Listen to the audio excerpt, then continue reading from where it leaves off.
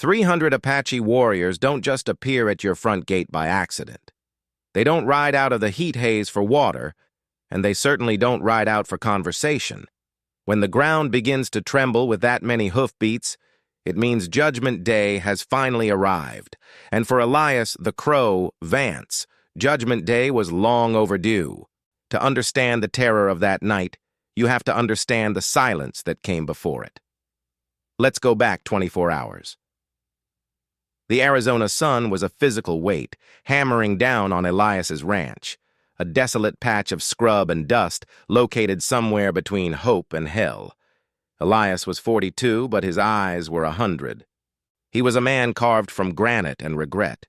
He lived alone miles from the nearest settlement, not because he loved the land, but because he couldn't stand the company of men. Not after the war, not after what he had done in the uniform of the cavalry. He was mending a split-rail fence near the dry creek bed, the smell of sagebrush and dry earth filling his nose. It was a Tuesday, a quiet Tuesday, the kind of quiet that usually precedes a storm.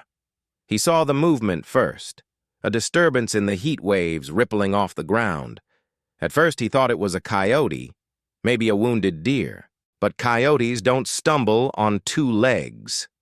Elias squinted beneath the brim of his battered hat. It was a child, a boy, small and frail, dragging himself through the dust, leaving a trail of disturbed earth behind him like a dying snake. Elias didn't move at first. In this part of the territory, survival meant minding your own business. The truce between the settlers and the local tribes was thinner than paper and soaked in gasoline. If you saw a Native American on your land, the unwritten law said you reached for your Winchester. But Elias didn't reach for his rifle. He watched the boy fall. He watched the small figure try to push himself up, only to collapse again face first into the dirt. Something in Elias's chest, a part of him he thought had died at Antietam, twitched. He dropped his hammer. "Damn it all," he muttered, the gravel in his voice scraping against the silence. He walked out to the boy. As he got closer, the details came into focus. The boy was wearing traditional buckskin, torn and stained. His lips were cracked, white with dehydration. But it was the leg that told the real story. The left calf was swollen to twice its size, the skin purple and angry.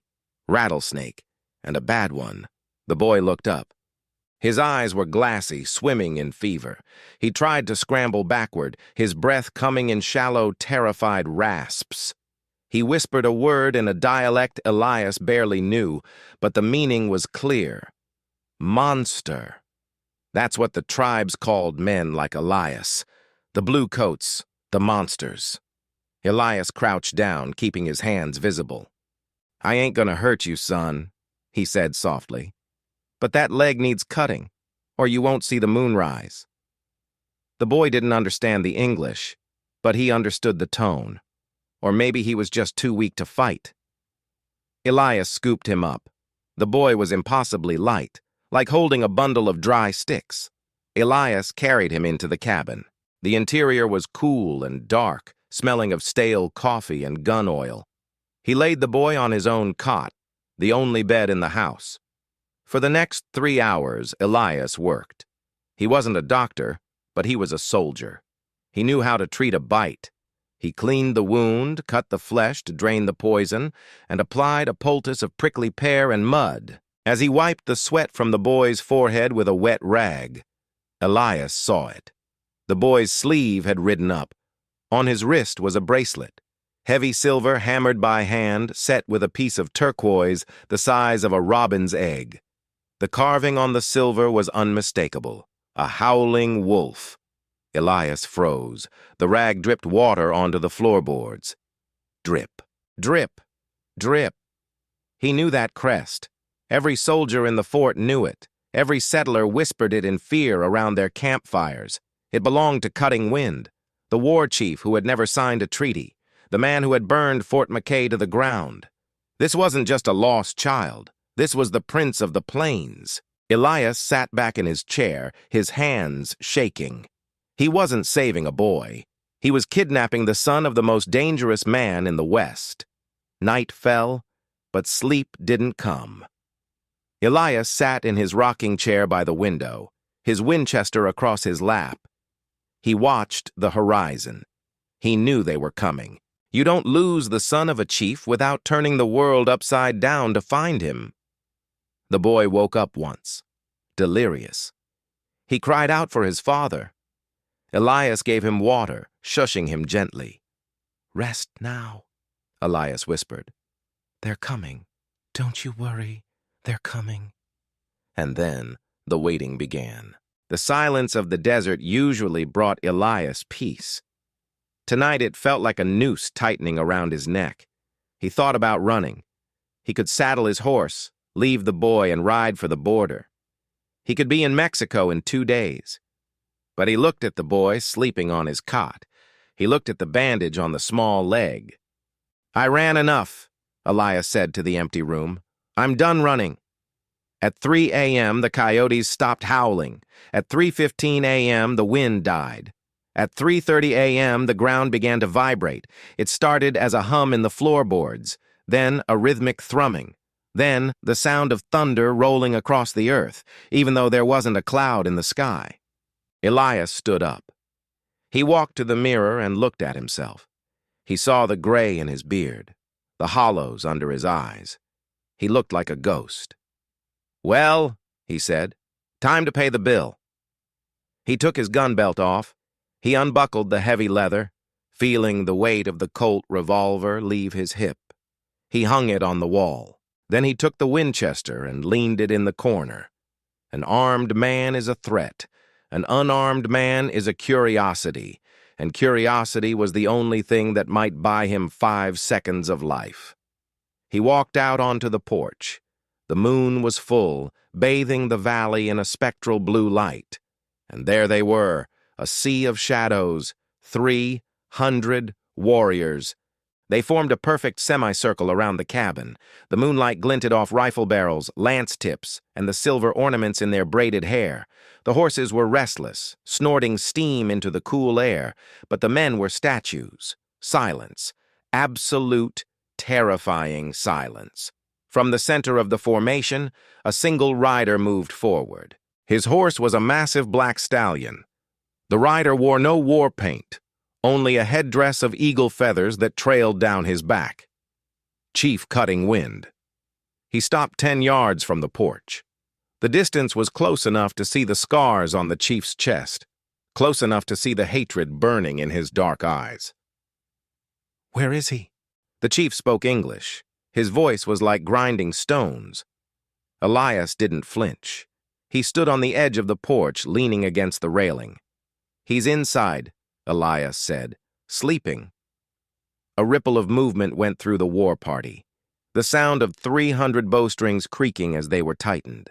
A warrior to the chief's right rode forward. He was young, his face painted with the red stripes of blood vengeance. "Let's call him Red Claw." "He lies!" Red Claw shouted, brandishing a lance. "He has killed the boy and hides the body. Burn the house! Peel the skin from his bones!" The warriors shouted in agreement, a sudden roar that shook the cabin walls. Red Claw kicked his horse forward, ready to trample Elias. Elias didn't move. He didn't blink. He just looked at the chief. Cutting Wind raised a hand. The shouting stopped instantly.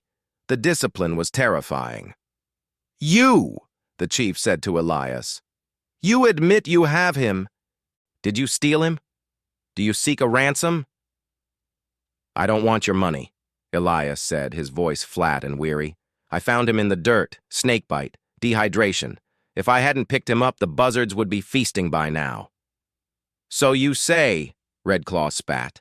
"The white man's tongue is forked. He seeks to trick us." "I treated the bite," Elias continued, ignoring the warrior. "I gave him my water. I gave him my bed. I haven't slept watching over him." Cutting Wind stared at Elias. He was looking for the lie. He was looking for the fear. "Bring him out," the chief commanded. "I can't," Elias said. "He's weak. If you move him now, the fever might take him." "You come in. You look. Just you." Red Claw screamed. "It is a trap." He has a gun hidden. Cutting Wind dismounted. He dropped his weapons in the dust, a tomahawk and a repeater rifle. He walked up the wooden steps. The sound of his boots on the porch was deafening. He pushed past Elias and went inside. Elias stood alone on the porch, facing the army. 300 pairs of eyes drilling into him. He could feel the hate radiating from them like heat from an open oven.